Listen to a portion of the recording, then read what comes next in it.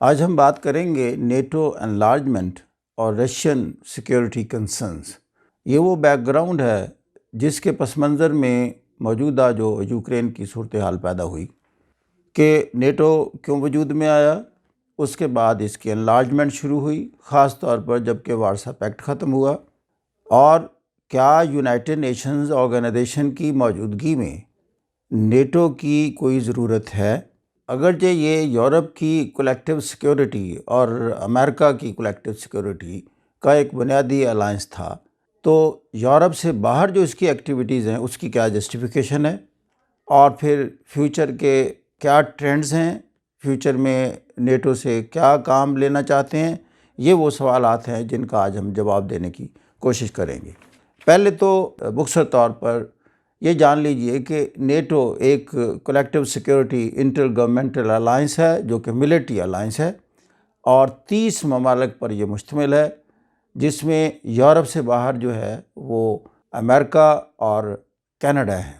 یہ 4 اپریل 1949 میں وجود میں آیا۔ مقصد اس کا تھا کہ سوویت یونین کا جو کمیونزم اور کمیونسٹ ایکسپینشن کا جو پروگرام تھا اور اپنے انفلوئنس میں اضافہ کرنے کا جو پروگرام تھا، اس کو چیک کرنے کے لیے، کنٹرول کرنے کے لیے ایک آئرن کرٹن کریٹ کیا گیا کہ ویسٹرن یورپ کو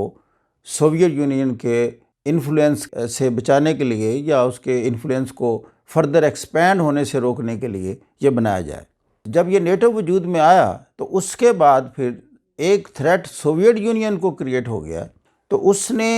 اس ریٹیلیشن میں وارسا پیکٹ بنایا، جو کہ نیٹو کا ایک توڑ تھا اور جواب تھا، اور یہ 1955 میں وارسا پولینڈ کا کیپٹل ہے، وہاں یہ وجود میں آیا۔ جب یہ نیٹو ایکسپینڈ کر دیا گیا، مزید ایسٹرن یورپ کے کنٹریز جو کہ وارسا پیکٹ میں تھے ان کو شامل کر لیا گیا نیٹو میں، پھر سوویت یونین میں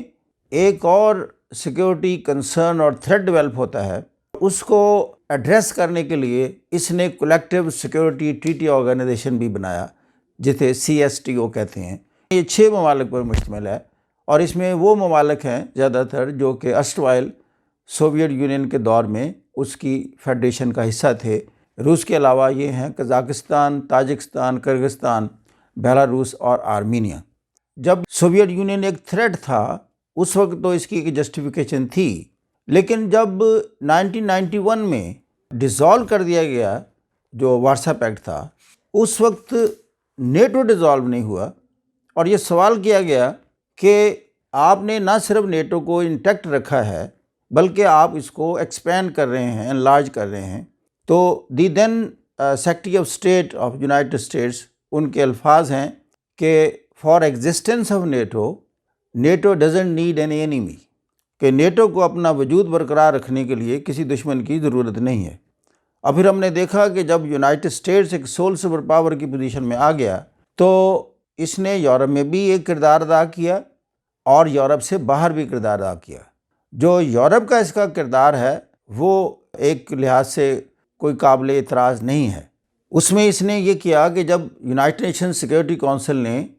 بوسنیا میں امن قائم کرنے کے لیے، بوسنیا ہرزیگووینا جس پر سربیا کے اٹیک جب ہوئے، تو ایک نو فلائی زون جب ڈکلیئر کیا سیکیورٹی کونسل نے، تو اس کی جب وائلیشن کی سربیا نے، تو پھر نیٹو نے ان کے 4 جہازوں کو ڈاؤن کیا۔ دوسرا، جب سربیا نے کوسوو پر اٹیک کیے اینٹی مسلم، تو اس وقت وہ جو اٹیکس تھے سربز کے اگینسٹ کوسوو مسلمز، اس کو نیٹو کی بمبارڈمنٹ سے روکا گیا۔ یہ 2 تھے یورپ کے اندر اس کے کام۔ چونکہ یہ بیسیکلی کولیکٹیو سیکیورٹی کا آرگنائزیشن ہے،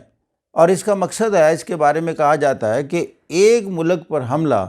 تمام ملکوں پر حملہ کنسیڈر کیا جائے گا۔ لیکن جب سوویت یونین ختم ہوا اور سوویت یونین کے نام پر کوئی تھریٹ باقی نہیں رہا، تو پھر امریکہ سول سپر پاور بن کر اس نے اپنے رول کو بڑھا لیا، اپنے رول کو یونائٹڈ نیشنز آرگنائزیشن سے بیونڈ ہو کر دنیا میں ایک رول ادا کیا۔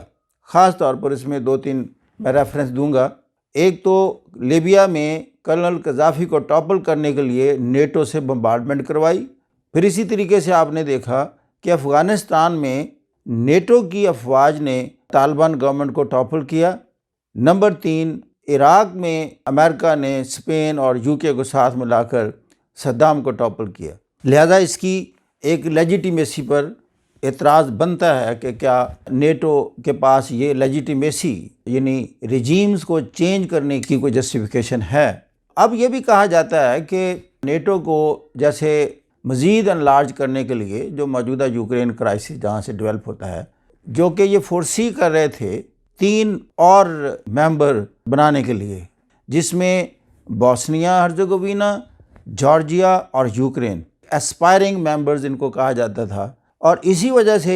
رشیا کو یہ کنسرن ہوا کہ اگر یوکرین کو یہ ممبر بناتے ہیں اور میرے بارڈر اس سے شیئر ہوتے ہیں، اور یہاں ایک پرو رشین گورنمنٹ تھی 2014 میں جس کو ٹاپل کیا ویسٹ کی کوششوں سے، اس نے کہا کہ میں ہر صورت یوکرین کو نیٹو کا حصہ نہیں بننے دوں گا۔ نیٹو جو ہے اس کو فنڈ کرتے ہیں، جو طریقہ کار ہے، جو اس کے ممبرز ہیں 0.9% آف GDP سے لے کر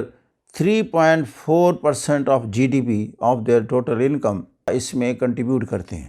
0.9% اسپین کنٹریبیوٹ کرتا ہے، 3.4% جو کنٹریبیوشن ہے آف GDP وہ یونائٹڈ اسٹیٹس کرتا ہے۔ بیسیکلی تو یہ روس کو پیش نظر رکھ کر اس کو اس وقت انلارج کیا جا رہا ہے رشیا کی طرف، لیکن اب ایک اس سے بھی بڑا تھریٹ چائنا سمجھا جا رہا ہے، اور اس کو کنٹین کرنے کے لیے جیسے 2 اور آرگنائزیشن بنائے گئے یونائٹڈ اسٹیٹس کی رہنمائی میں، کوآڈ اور آکس۔